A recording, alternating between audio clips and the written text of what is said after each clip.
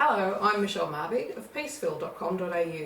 Today I'd like to show you through a very quick way to make triangles without cutting any bias edges. The project I'm going to share is called Which Way in the City. This table runner is a downloadable pattern that you can find at loopnega.com.au. It's free. I've made this in my fabric range called Cidade, which I designed for them. 18 pieces of modern masculine fabrics. This is a fun little project to make. So within this table runner we have these arrowheads, but the arrowheads aren't made as one piece through here. They are actually individual flying geese, and it's these little units that I'm going to share with you today.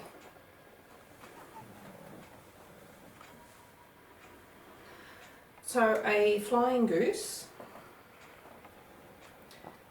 is traditionally a quarter square triangle with two half square triangles to make the rectangle. But today's method, we're going to use a rectangle base with two squares on the corners in order to make these pieces. So for this project, each one of these geese is actually a 2.5 by 4.5 inch rectangle. We are going to sew a square, a 2.5 inch square, across the diagonal, press that back in order to make a triangle on the corner. And you can see that in this particular case I am working with stripes, and my stripes are now going in one direction. Deliberately I have chosen to work with stripes because if I turn this around, you'll see that my stripe is now in an opposite direction to the piece that it's going to run with, and we don't want that. We want it to blend, so we want to check our direction before we sew with our stripes. You'll also see that on that square I've drawn a diagonal line. This is actually going to be our seam line. There's a trick to marking these on your squares.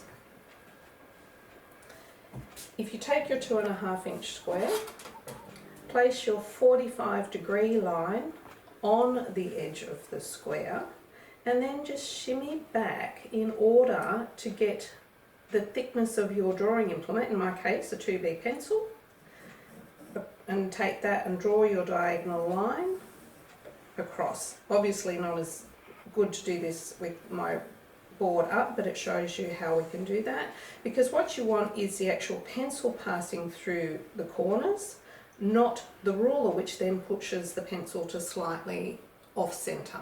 We want that drawn line as centered as possible.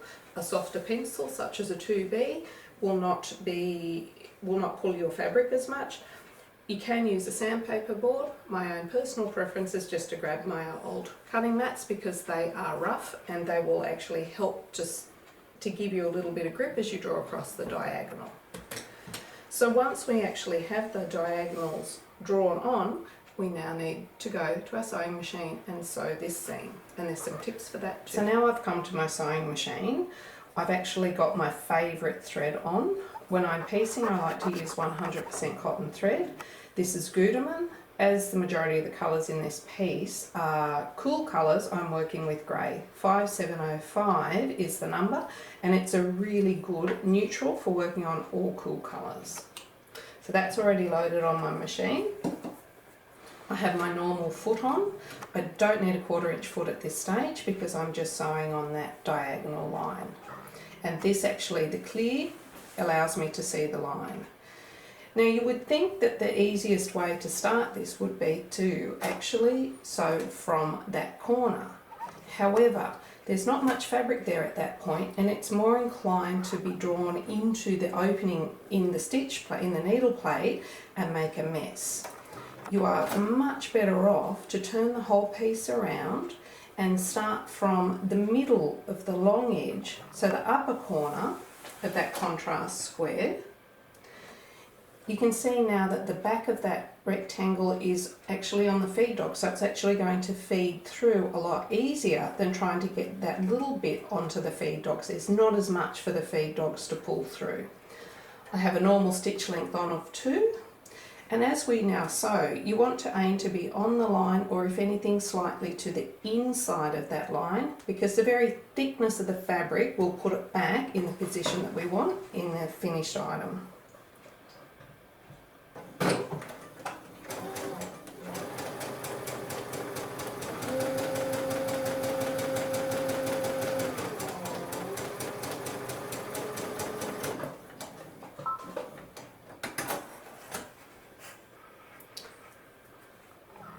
In the perfect world, you would go to the iron now and iron this one back.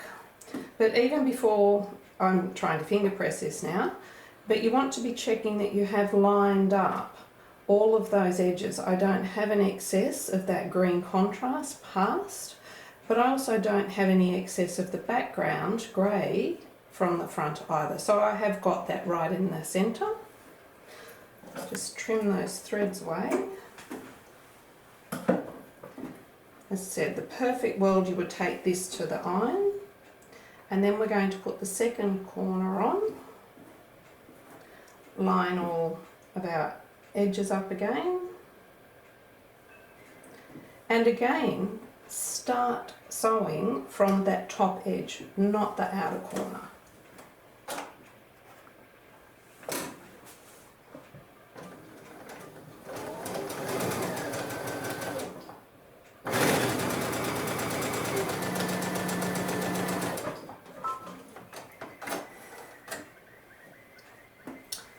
So my sewing, it's hard to see because the thread's the same colour as my line, but again, when I press back, I want to make sure that everything is lining up.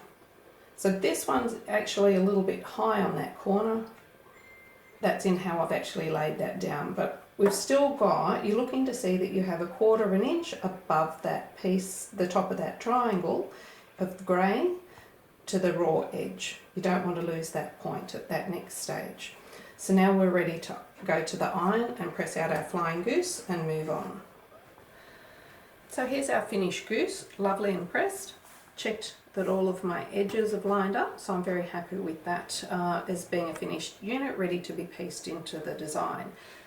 However, you have 3 options when you actually do this flippy technique of making the triangles on the corner.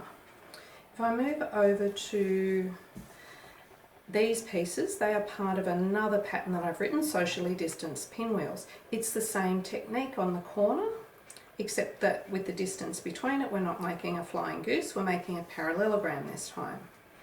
So they all look similar, but they're not. With this first one, we have done exactly as I've done with today's flying goose, in that I've pressed back, keeping all 3 layers in the corner. So what I call a sandwich, we have 3 layers in here.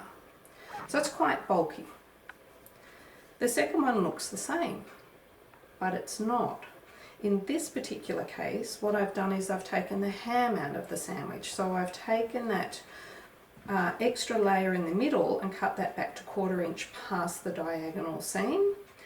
But if I put those 2 together, you'll notice that this one you can see the shadowing of the print underneath behind it, whereas this one with the double layer is a lot crisper, cleaner white or off-white fabric.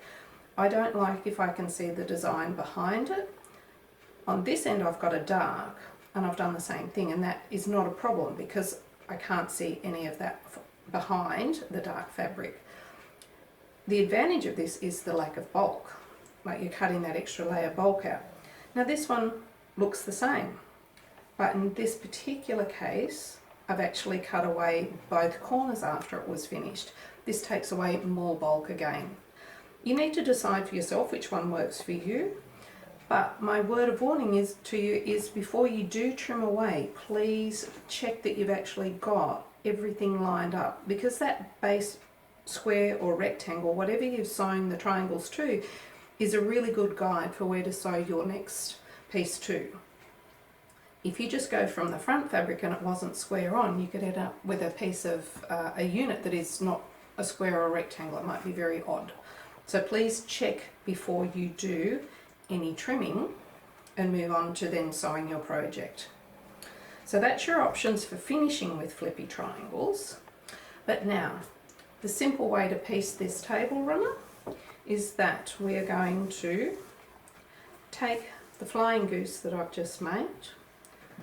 You then place a 2.5 inch square on one side to match the triangles and a 2.5 by 6.5 on the other side.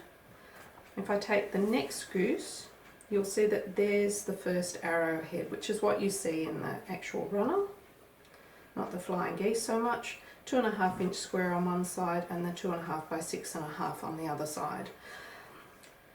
I like to press for opposing seams, so the geese in this project are the dominating factor for bulk, and there's a lot of bulk here at the point of that flying goose, so you want to press towards the base of the goose as you go up. So I actually sewed all of my geese together in a run and pressed in one direction. I sewed all my squares together and pressed those in the opposite direction, and the same with the rectangles, and then put those three elements together. That is, however, all in the instructions on the website. So which direction in the city is what we've made today. But hanging behind me is another free pattern that you will find at the lutonegger.com.au website. It's called Plaid in the City. So again, made from Cidade, only this time it's made with off-centre log cabin blocks. So again, simple straight piecing, but quite effective. Today I've had fun bringing you some machine techniques, but I also do projects by hand. This is my cushion called 12+1. It's actually a modern English paper piece project. It's made from house shapes rather than hexagon shapes, which is what more people are familiar with. You can find this pattern plus many more of my templates and projects on my website pieceville.com.au. We look forward to bringing you more fabric fun on this YouTube channel, and we'd love you to subscribe.